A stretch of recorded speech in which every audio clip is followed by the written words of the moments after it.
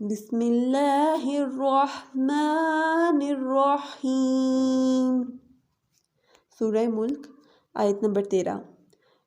اور اسروا تم پوشیدہ کہو، قولکم اپنی بات، اوی یا اوجہروا اعلانیہ کہو، بہی اسے، علیم وہ باخبر ہے، بذات الصدور جو سینوں میں ہے۔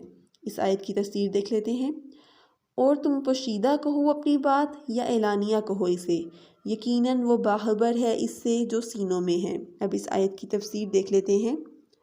دیکھیں جو کفار تھے نا، وہ نبی کریم صلی اللہ علیہ وآلہ وسلم کی مجالس میں شریک ہوتے تو نبی کریم صلی اللہ علیہ وآلہ وسلم کے متعلق نہ طرح طرح کی نازیبا حرکتیں اور باتیں کرتے تھے۔ اب اللہ تعالیٰ نے نبی کریم صلی اللہ علیہ وآلہ وسلم کو کفار کی ان حرکتوں اور نازیبا باتوں سے نہ پہلے ہی آگاہ کر دیتے تھے، اور جس وجہ سے کفار جو تھے وہ بہت شرمندہ ہو جاتے تھے۔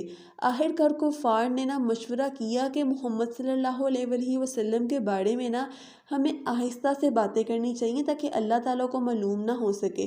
تو اللہ تعالیٰ نے اس آیت میں اب کفار کی اس بات کی تردید کی ہے اور فرمایا ہے کہ تم اپنی سرگوشیاں خواہ مخفی طور پر کرو یا پھر ظاہرہ طور پر کرو، سب کا علم ہے اللہ تعالیٰ کو، اور وہ تو ایسا علم و خبیر ہے کہ دلوں میں چھپے ہوئے ارادوں تک سے باخبر ہے۔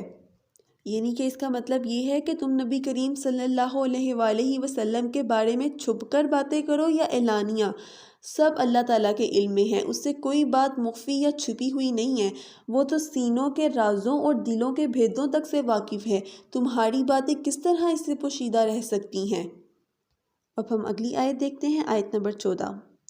الا بلا نہیں، یعلم وہ جانے گا، من جس نے، خلق پیدا کیا، اور ہوا وہ، لطیف پوشیدہ باتوں کا جاننے والا، خبیر آگاہ ہے۔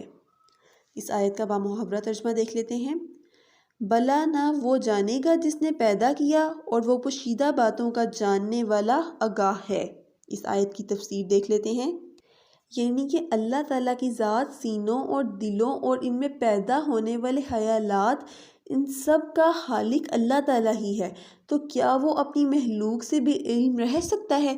بلکہ انسان کے دل میں جتنے بھی خیالات پیدا ہوتے ہیں، اللہ تعالیٰ ہی ان کا خالق ہے اور ان سب کو جاننے والا ہے۔ اب دیکھیں اس آیت کے آخر میں آیا ہے لطیفن۔ لطیفن کے معنی ہے باریک بین، یعنی کہ جس کا علم اتنا لطیف ہے کہ دلوں میں پرورش پانے والی باتوں کو بھی جانتا ہے۔